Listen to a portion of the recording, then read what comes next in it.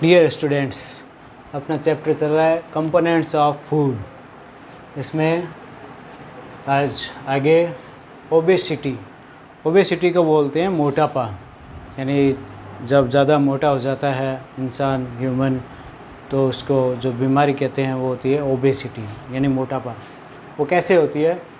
Eating too much of fat rich foods way may up suffering from a condition called obesity. जब हम बहुत ज़्यादा मात्रा में फ़ैट रिच फूड खा लेते हैं, eating too much of fat rich food, जब हम फैट ऐसा फूड जिसमें फ़ैट ज़्यादा हो, फैट न्यूट्रिएंट्स ज़्यादा हो, उन फूड्स को हम ज़्यादा खाते हैं, तब हमें एक बीमारी हो जाती है जिसे बोलते हैं ओबेसिटी यानी मोटापा। फैट रिच फूड कौन से होते हैं? ऑयली फूड या घी वाले फूड जिनमें फ़ैट ज़्यादा होती है वो होते हैं फ़ैट रिच फूड, यानी जिनमें फ़ैट ज़्यादा होती है वो खाने से हमें मोटापा हो जाता है, ओबेसिटी कहते हैं उसको।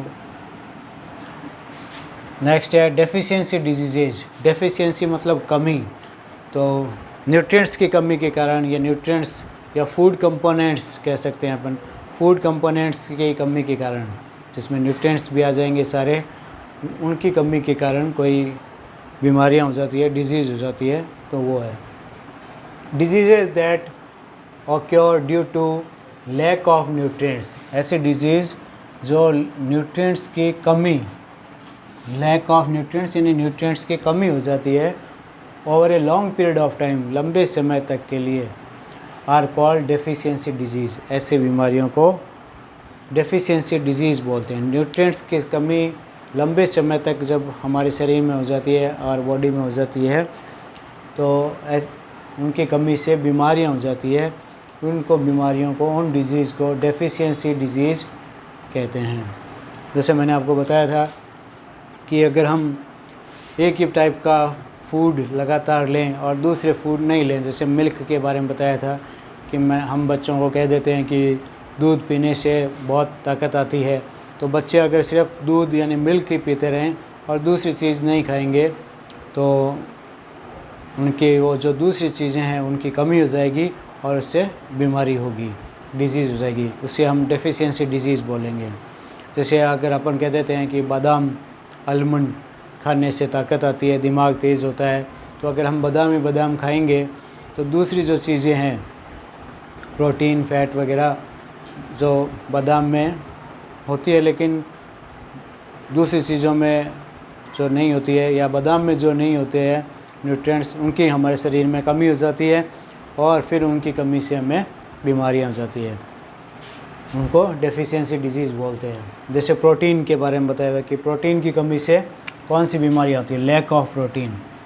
स्वेलिंग ऑफ फेस फूल जाता है, सूज जाता है, स्वेलिंग आ जाती है फेस पे। डिसकलरेशन ऑफ हेयर के कलर जो है वो डिसकलर हो जाते हैं, यानी कलर गायब हो जाता है हेयर का। स्किन की डिजीज़ हो जाती है प्रोटीन की कमी से।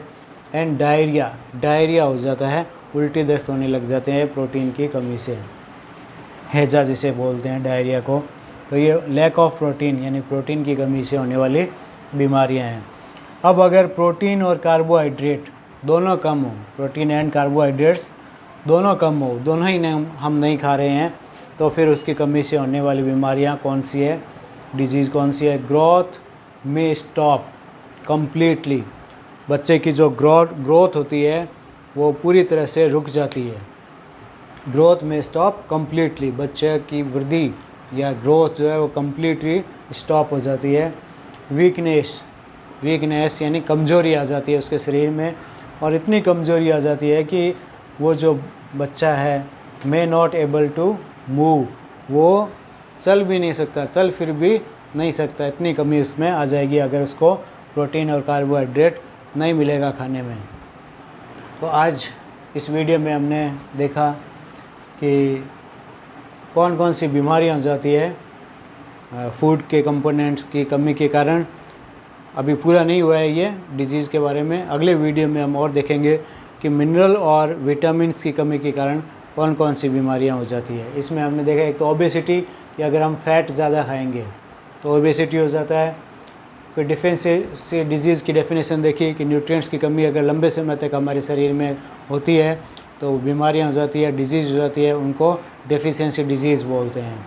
अब प्रोटीन की कमी से जो डिजीज़ होती है, प्रोटीन अगर लंबे समय तक कोई नहीं खाता है तो उसके ये बीमारियां हो जाती है, डिजीज़ हो जाती है, swelling of face, discolouration of hair, skin disease and diarrhoea, ये लैक ऑफ प्रोटीन के कारण होती है।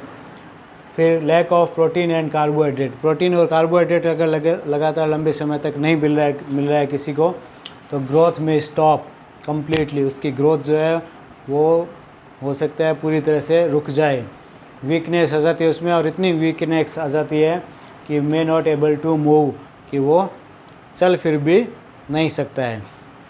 इस वीडियो में आज इतना ही।